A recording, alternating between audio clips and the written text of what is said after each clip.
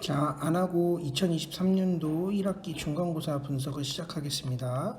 자, 총 문제는 23문제가 나왔고 객관식 23문제, 서술형은 안 나온 걸로 확인을 할 수 있고요. 그 다음에 이제 단원별 출제를 보면 다항식의 연산, 우리 이번 수상의 시험은 다항식의 연산부터 이차함수까지 범위라고 생각해 주시면 되고요.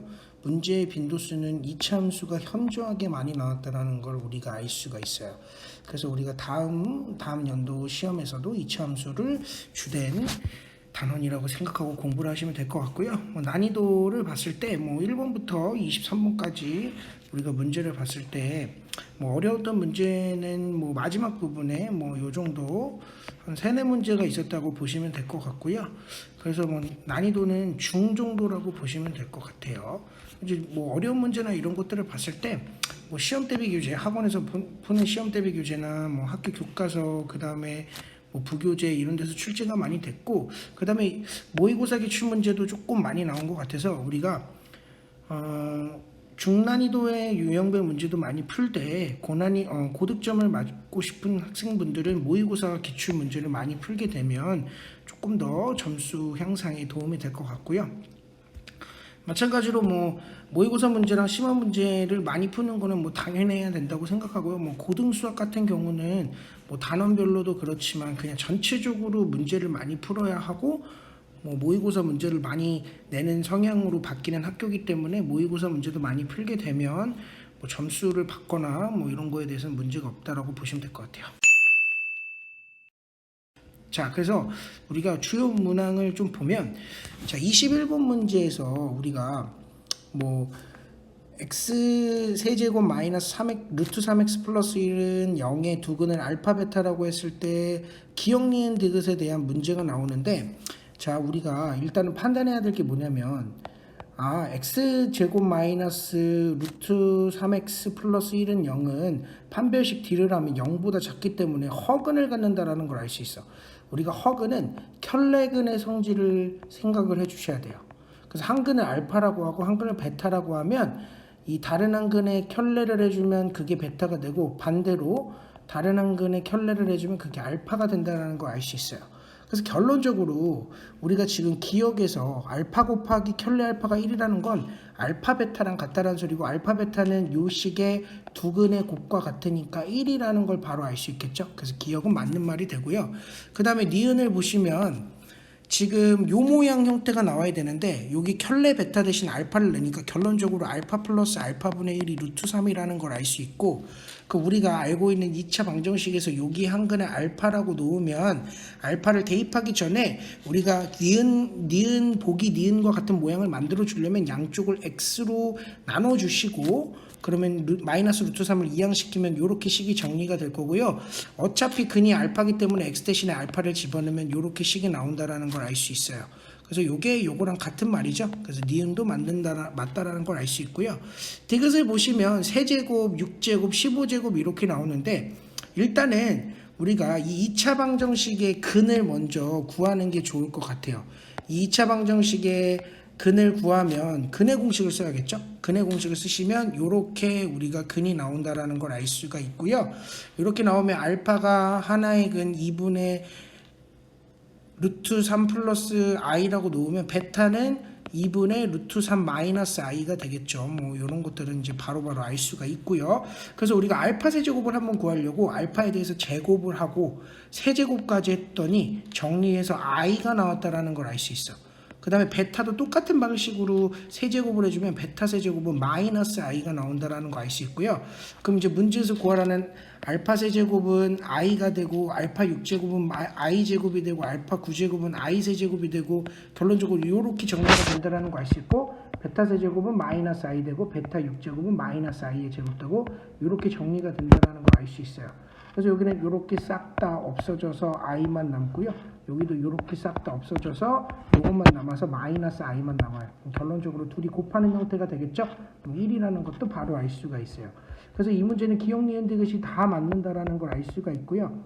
그리고 우리가 기억 니은 디귿 문제는 보통적으로 순서대로 연결이 되지만, 이와 같은 문제에서 제일 여기서 핵심은 요건 것 같아요. 요거를 우리가 알고 있냐 없냐에 대해서 판단할 수 있는 거고, 나머지 기억 니은은 요거 부분에서 나눠지는 거고, 디귿 같은 경우는 그냥 단순 계산이라고 생각해 주시면 돼요. 복잡하긴 하지만 뭐 이렇게 해서 21번 문항을 풀어낼 수 있고요. 그 다음에 23번 문항을 보면 우리가 이거는 학원 교재 활용해서도 조금 많이 풀어봤던 문제인데, 이거는 우리가 좌표를 하나를 잡고 시작을 해야 되는데, 자 보시면 일단은 A를 잡는데 A가 여기 위에 있다고 했어요. 근데 A가 여기 위에 있는데 우리가 이걸 풀기 전에 이 fx라는 이 함수가 x축과 만나는 점을 파악하는 게 좋아요. x축과 만나는 점을 파악하면 2랑 8에서 만난다라는 걸 알 수 있고요. 그 다음에 A라는 점을 직선 위에라고 잡았는데 A의 x좌표의 범위가 3부터 8이니까 결론적으로 우리가 A를 여기다가 잡아낼 수가 있어요. 자, 선생님 그러면 3이라는 건 어디서 착안해낼 수 있죠? 자, 3이라는 건 요 함수 직선과 이차함수가 만나는 점을 찾으면 여기 좌표가 3이라는 걸 알 수 있어요. 그렇기 때문에 A를 여기다가 잡고 t, 마이너스 t 플러스 8이라고 놓을 수 있어요. 그 다음에 A를 지나고 Y축에 평행한 직선이 fx랑 만나는 점을 B라고 했기 때문에 B를 여기다가 잡아낼 수 있겠죠. 근데 B는 우리 A의 x좌표랑 같고요. 그 다음에 이차함수 위의 점이니까 이렇게 B의 점을 잡아낼 수 있고, 그 다음에 세 번째 점 B를 지나고 x축에 평행한 직선이 이차함수 fx와 만나는 점을 B가 아닌 점을 C라고 한다. 그러면 C는 여기다가 잡아낼 수 있겠네요. 그럼 C는 이 B라는 점과 Y좌표가 같잖아요. 근데 여기서 우리가 C점을 구할 필요는 없어요. 구할 필요는 없고요. 어느 정도 우리가 판단을 하는 게 뭐냐면, 일단은 이 이차함수식을 정리를 좀 할 건데, 꼭지점의 형태로 바꾸면 우리가 대칭축이 5라는 걸 알 수가 있어요. 대칭축이 5라는 걸 알 수가 있고, 그러면 대칭축이 5면은 우리가 A라는 점부터 이 대칭축까지의 길이는 5에서 A의 x좌표인 t를 빼는 형태가 되고, 얘도 마찬가지로 대칭이기 때문에 이렇게 길이가 된다라는 걸 알 수가 있어. 그러면 우리가 가로의 길이는 직사각형에, 우리 이 사각형의 가로의 길이는 벌써 구해낸 거예요. 가로의 길이는 몇이라는 거? 10-2t라는 걸 알 수 있고요. 세로의 길이는 A의 y좌표와 B의 y좌표를 빼주시면 되겠죠. 그래서 결론적으로 세로의 길이는 뭐가 된다? 요렇게 나온다라는 걸 알 수 있어요. A, B의 길이.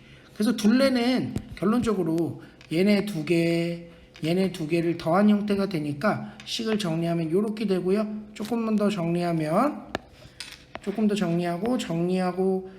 정리하면 여기까지 나오고요. 그 다음에 우리가 문제에서 구하라는 게 최종적으로 뭐였냐면 둘레의 최대값이라 그랬고, t의 범위는 우리가 3부터 8이었지만 지금 t의 범위는 3부터 5라고 잡고 문제를 풀어야겠죠. 왜냐하면 우리가 대칭축을 기준으로 5에서 t를 뺐기 때문에 이 t라는 점은 3부터 5 사이에 있어야 된다라는 걸 알 수 있어요. 그래서 우리가 식의 범위가 3부터 5라는 걸 알고 있고, 요 식이 요 범위에 대한 이차함수의 최대치수가 되겠죠. 식을 정리해서 꼭지점의 형태로 정리하면 요렇게 정리가 되고요. 자, 2분의 9, t는 2분의 9가 요 범위 안에 속하기 때문에 결론적으로 2분의 33이 최대값이 된다라는 걸 알 수가 있어요. 그래서 요 문제는 우리가 점을 잘 찾아내서 길이를 대칭축과 대칭인 걸로 길이를 구해서 우리가 5-t 값을 구해주시고, 세로의 길이는 A좌표와 B좌표의 A와 B의 점 A와 B의 Y좌표 길이 빼면 세로의 길이가 나온다라는 것도 판단할 수 있겠죠. 그래서 이와 같은 문제들이 우리가 고등학교 2학년이 돼도 많이 나오기 때문에 연습을 하는 게 좋을 것 같네요. 자, 이렇게 해서 안하고 시험지 분석을 했고요. 안하고 같은 경우는 조금씩 어려워지고 있기 때문에 우리가 고난이도 문제나 모의고사 문제나 활용 문제에 대해서 연습이 필요하다고 생각이 듭니다. 수고하셨습니다.